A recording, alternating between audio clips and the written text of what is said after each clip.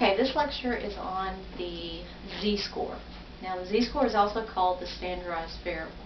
We know the standardized variable just tells us in standard deviations where a piece of data lies.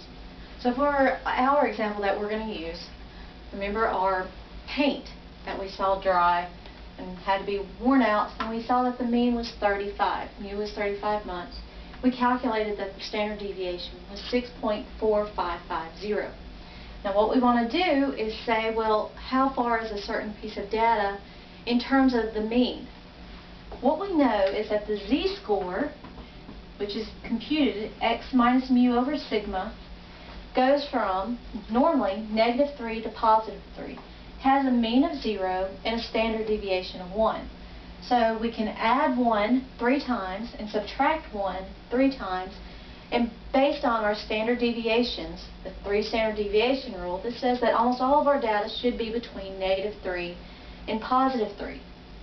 Now, if we get a z-score between -1 and +1, you say it's pretty close to average. Between -2 and -1, or between 1 and 2, is far from average. If we get a z-score between -3 and -2, and 2 and 3, it's very far from average. Anything below -3 or above +3 is an outlier. Alright, so let's say that we had some kind of gallon of paint that, when painted on the outside, it lasted for 30 months. So this is our x. That's what we want to know, if that's unusual or not. Is that above average, below average, and how far from average? So we use our z-score.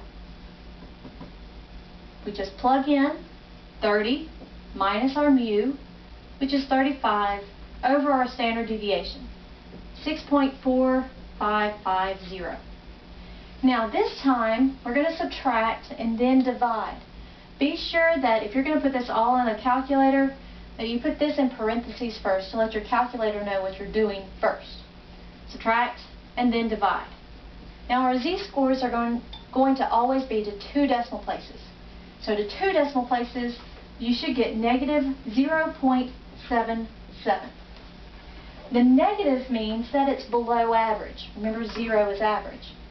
0.77, well, that's between -1 and 0. Therefore, if you're going to interpret this, you would say that 30 gallons is close to average but a little below it.